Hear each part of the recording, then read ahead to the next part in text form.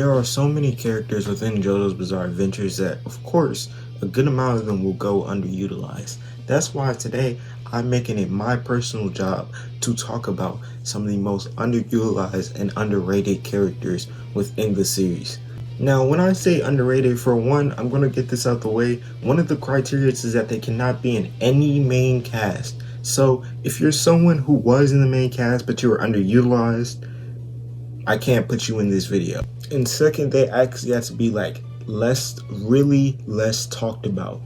Like insanely less talked about. Because I will say this, there are a good amount of JoJo characters that get talked about, but it's all main cast characters. And the ones that don't are really just side villains or side cast characters that help the team or whatever group for like 2 chapters or 3 chapters. But without further ado, let's dive straight into it. First, we have Donatello versus. Now, he is definitely a character that, for one, no one talks about, and for two, when they do talk about him, they just talk about him and his brothers being ugly, because compared to Giorno, they don't look the best. But that's Giorno. But with Donatello, he was essentially born with horrible luck.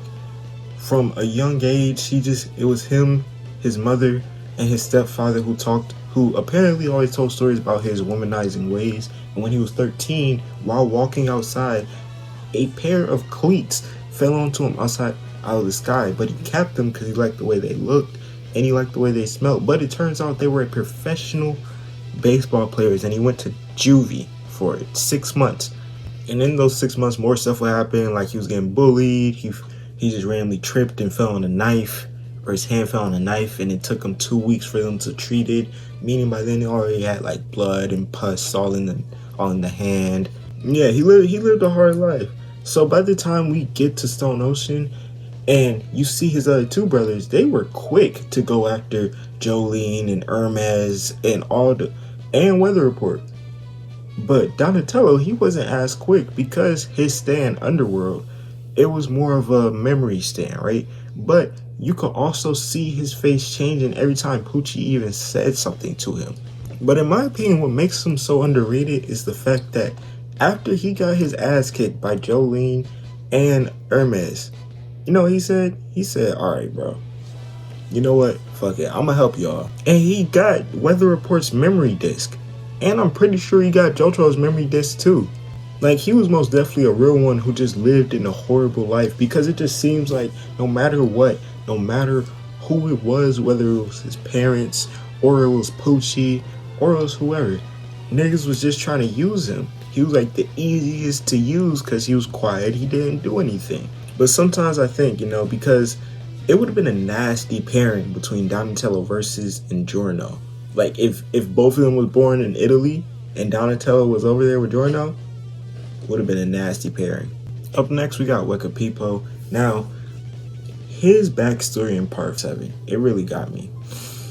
Because I was sitting there reading, and I'm just like, man, all he wanted to do was make sure his only family was safe. Then he checks up on his only family, and she's getting hurt every day. Then when he talks to the husband about it, he says she's only good enough to get hit in the bed. What? Like, that's why I don't even blame him for killing her husband. Because why would you say that to me? Now I gotta do you dirty. I got to do you dirty. But, he gets kicked out by Gyro Zeppelin's family. So, of course, he held a grudge against Gyro. Which is why when we first see him, he was against Gyro. Until they duel, Gyro beats him and he tells him, yo, your little sister's still alive and safe. We got her. Giving him something to live for. And when he has something to live for, he was low-key moving different. He was a great help throughout part 7. Like, I won't lie, his steel balls, I actually fucked with them because of how unique it was to just have a steel ball that now you can only visibly see one side. The other side, you literally just can't see anymore. And plus, I think I like his overall character design more than I've been willing to admit. Now, do I think his hairstyle is still dumb? Yes. Do I like his overall character design? Also, yes. Finally, for today, let's talk about Damo, who's from Part 8, and he's a rock human. Now, I actually did fuck with his arc pretty heavily because it wasn't just him who we got to see. We got to see someone of the Higashita family actually get a stand, or their stand be revealed. I don't know if they already had their stand. But I think what really made him underrated to me is, for one, his comedy. When he was on the screen, I was almost dying laughing just because of how some of the dialogue just sounded while I was reading it out loud. I'm literally just sitting there like, what the fuck is he talking about? Because he was somewhat polite while he was getting into it at first, but then once he got Norisuke alone, and then he softened him up, and he just held the knife to his softened wrist and said, yo, I need you to tell me the truth or everybody in this house gets it. I don't know how you put everybody under the vitamin C. It was cold, I can't lie. And on top of that, it took two people at the same time to finish him off. Two, because Yosuke did help for a good deal of that.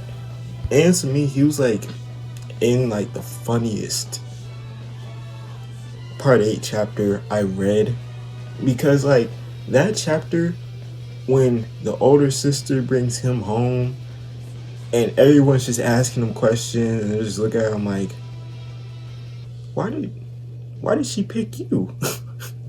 Honestly, low-key, I wish we would have saw him in more situations than the singular one we really did see him in, because like he was low-key funny. But if you enjoyed the video, make sure you like, comment, and subscribe. We're on the road to 2K. We're about to hit 1.8. So thank y'all, and until next time, peace.